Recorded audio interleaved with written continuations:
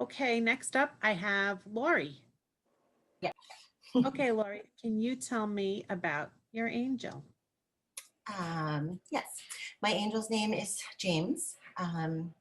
He passed away on July 6th, 2016, at 19 years old. So, as a child, he was very reserved. He was a little shy, needed a lot of pushing to get him to join something, to sing along. And like, in his preschool, I remember like things that he would do that were so funny. He was a little shy, but people saw him as always having an old soul. Even as early as like, 4 or 5 years old, they always thought that he had a bit of an old soul. And he kind of grew up, feeling, I think, sometimes a little bit insecure with himself. So he always needed that push and that reassurance from his family, from me. Him and I were extremely close. And as he got older, he started realizing things that he was attracted to wasn't what everybody was attracted to. Like, he joined most sports, but he wasn't a superstar. He was better at like dirt biking and quadding and skateboarding.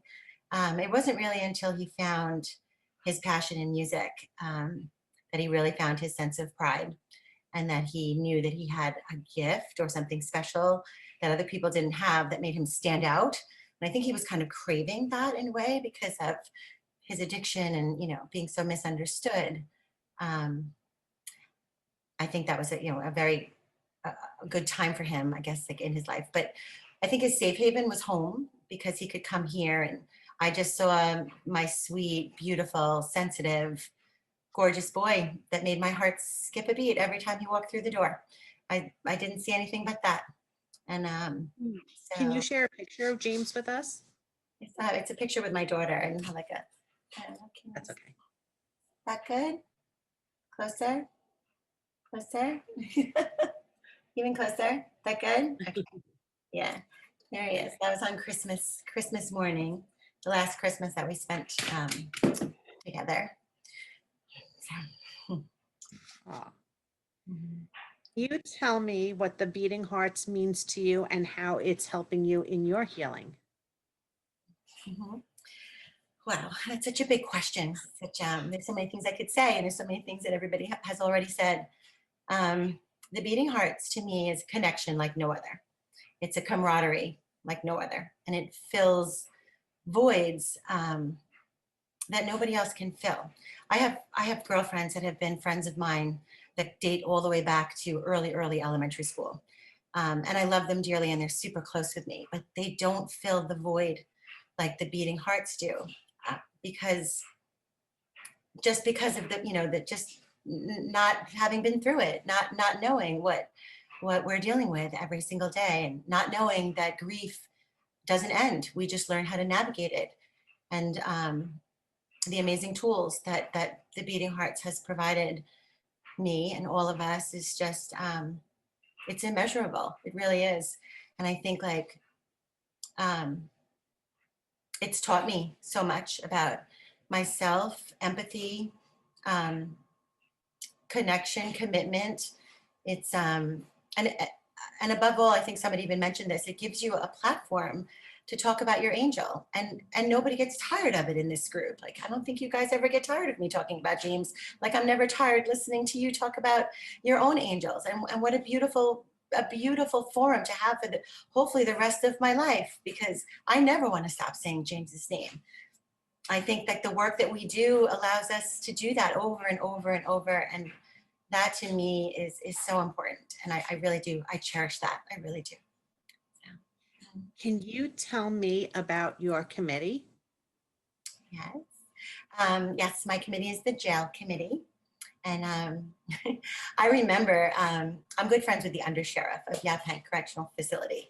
And he came to me and asked if the Beating Hearts would be willing to come in. I remember thinking like, wait, what? Like, what do we, are we worthy? Like, are we even worthy to go in? Like, what are we going to do? Like, we're not professionals. I remember saying to him, like, we're not professionals. Like, I don't know.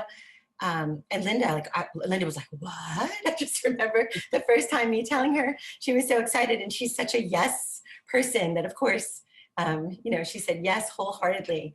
But what does it mean to me? It means absolutely everything to me. I've learned so much working with the people inside, just the vulnerability that exists there, the connections that we make, the willingness to share, the closeness that that we experience so quickly is profound.